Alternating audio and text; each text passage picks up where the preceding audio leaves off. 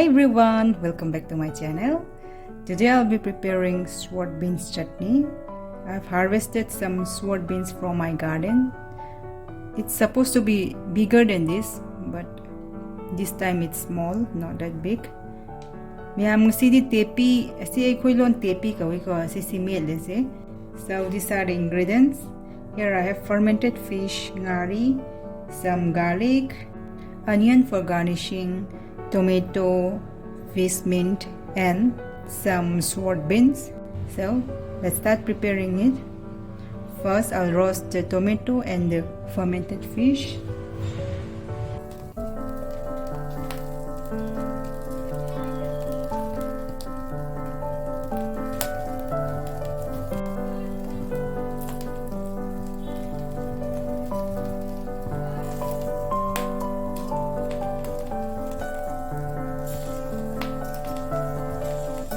Tomato si put puso yai ko do lau man hao hi le do lau ni.